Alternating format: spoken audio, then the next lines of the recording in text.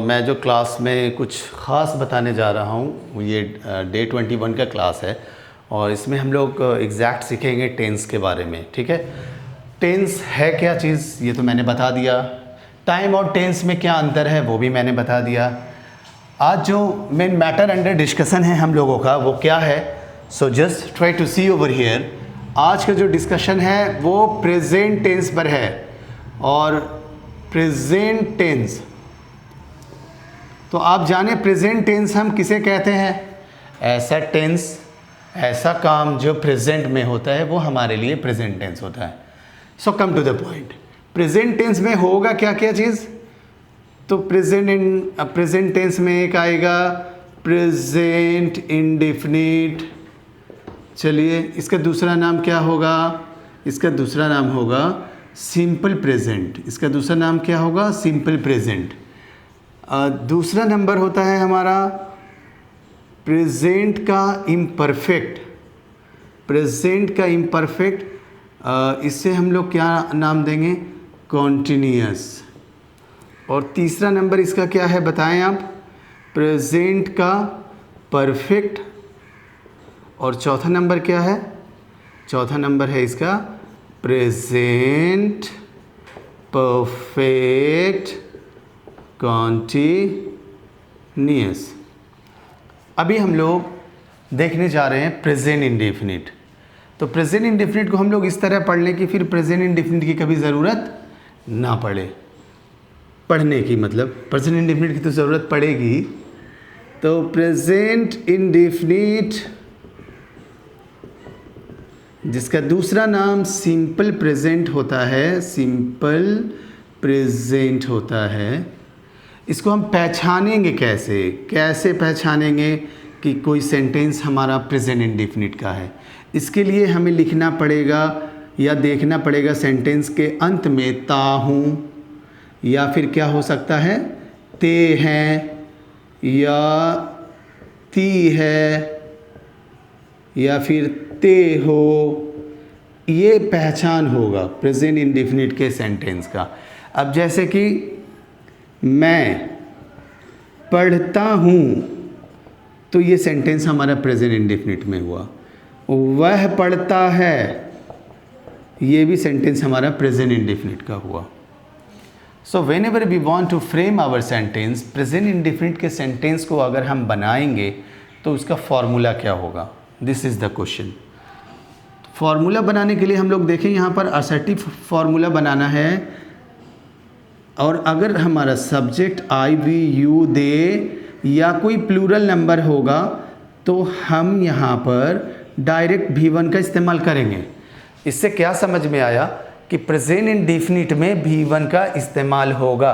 जैसे आप देखें एक सेंटेंस मैं पढ़ता हूँ, तो इसका ट्रांसलेशन बनेगा आई रीड, और वह पढ़ता है इसका हो जाएगा ही रीड्स। और तुम पढ़ते हो अगर ये बनाना है तो क्या बनेगा? यू, इसका क्या बनेगा? You read. तो जब I we you they plural number से बनाया तो हम लोगों ने V1 लिखा, और जब हम ही से बनाएंगे, शी से बनाएंगे, इट से एक सेंटेंस बनाएंगे या किसी नाम से बनाएंगे, तब यहाँ पे हमारा V5 का इस्तेमाल होगा। V5 जैसे कि यहाँ पे आप एक एग्जांपल देख रहे हो, वह पढ़ता है ही रीड्स, और वह पढ़ती है शी रीड्स, मोहन पढ़ता है मोहन रीड्स। अब हम क्या करेंगे? We can frame some different kind of sentences. ये सिर्फ एक छोटे से फॉर्मूला से बड़े सेंटेंसेस को हम लोग फ्रेम कर सकते हैं। जैसे कि मैं रोज़ाना 6 बजे पढ़ने के लिए जाता हूँ। I go for study at 6 o'clock daily. और सुबह में जाता हूँ तो इन द मॉर्निंग। सुबह से लेकर शाम तक का हमारा जो भी एक्टिविटी होता है, जो भी हमारा काम होता है, जो भी एक्शन होता है, उस एक्शन को अगर ता हूँ में हम बताएंगे तो वो हमारा प्रेजेंट इंडेफिनिट में ही बनेगा, दूसरे में हम लोग इसको अभी नहीं बनाएंगे।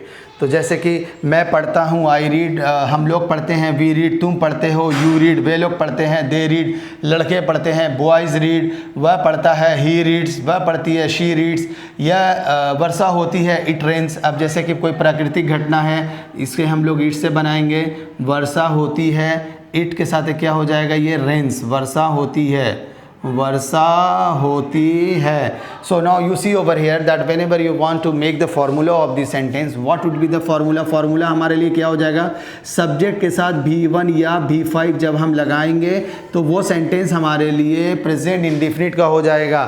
और ये this is the formula, it is very basic that you can remember. If you talk, अगर आप बात करें कि प्रेजेंट इंडेफिनिट के कोई वाक्य में जो वर्ब का इस्तेमाल होगा, तो वो वर्ब का इस्तेमाल क्या होगा, वर्ब का क्या यूज़ होगा।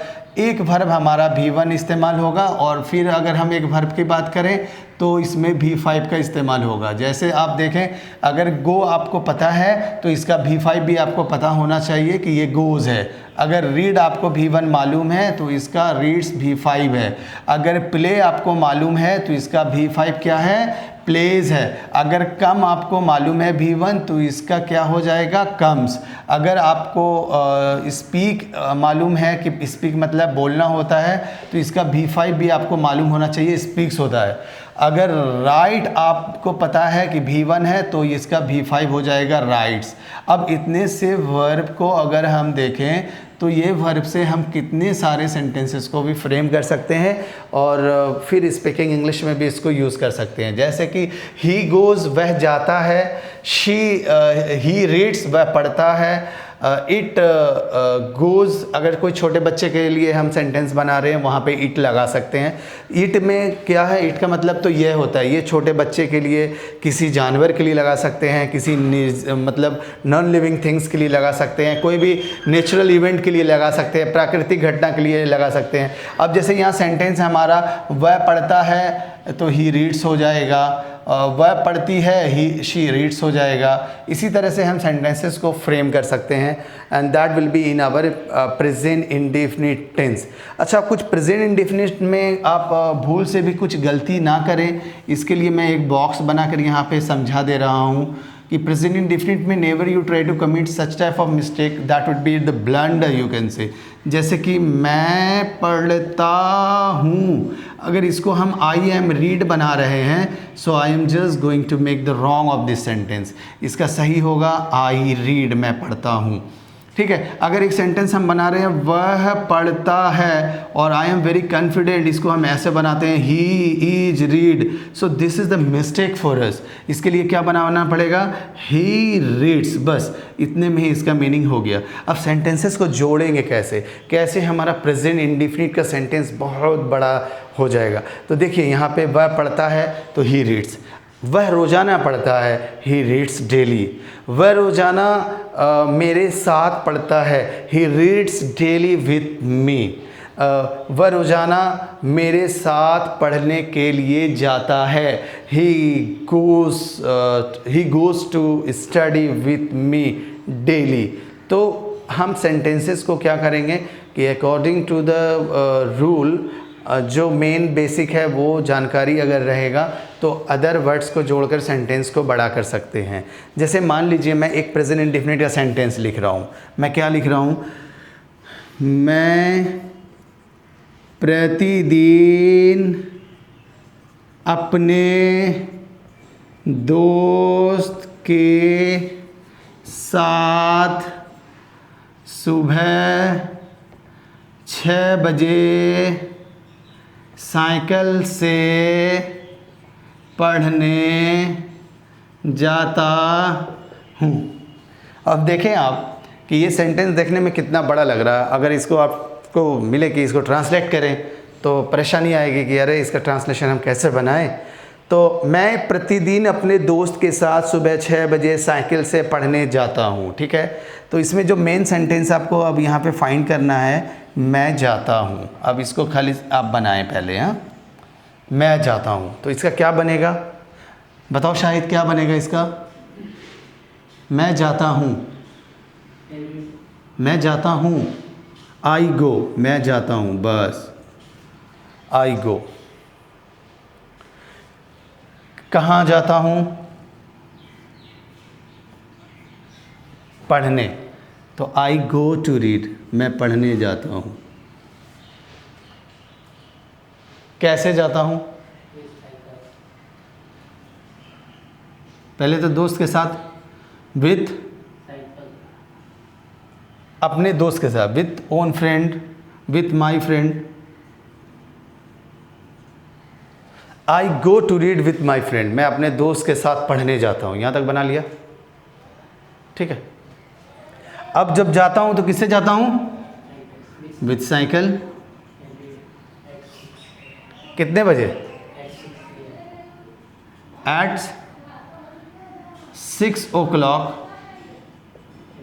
इन द मॉर्निंग भी होगा ना, इन द मॉर्निंग। और प्रतिदिन, यहाँ हो जाएगा डेली या एवरीडे। आप देखें ये सेंटेंस देखने में कितना बड़ा लग रहा कि इसका ट्रांसलेशन कैसे बनाएंगे। तो मेन है कि मेन सेंटेंस आपके यहाँ तक है ना, बाकी यहाँ पे प्रीपोजिशन का इस्तेमाल कर दिए हैं, और यहाँ पर फिर यहाँ पे ये भी प्रीपोजिशन है। तो ये आगे हम लोग प्रीपोजिशन का भी एक एक यूज़ देखेंगे। I am just going to trying to understand you that कि अगर कोई सेंटेंस हमारा बड़ा हो तो सेंटेंसेस को हिंदी में देखकर घबराना नहीं है कि इसका ट्रांसलेशन क्या बनेगा। बेसिक रूल अगर आपको पता है तो वो उसका ट्रांसलेशन बनाना आपके लिए बिल्कुल आसान हो जाएगा।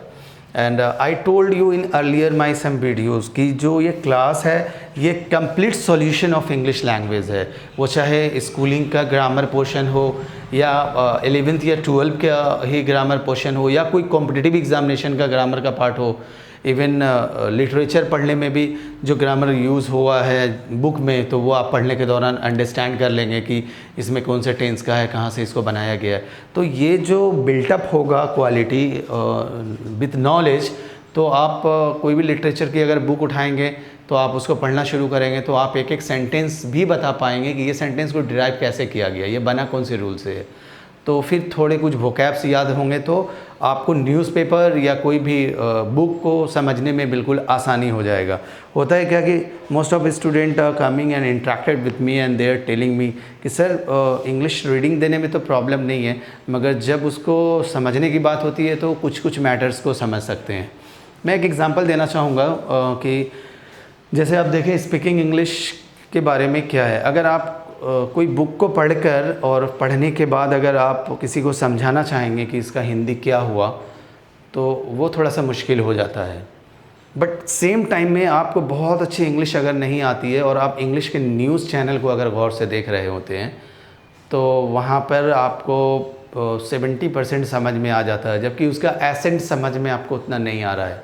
इंग्लिश का एसेंट समझ में बिल्कुल नहीं आ पा रहा है कि वो इंग्लिश न्यूज़ जो कोई एंकर आपके सामने रिप्रेजेंट कर रहा है उसका एसेंट समझ में नहीं आ रहा, मगर समझ रहे हैं कि what the matter is going on, ये समझ में पूरा आता है।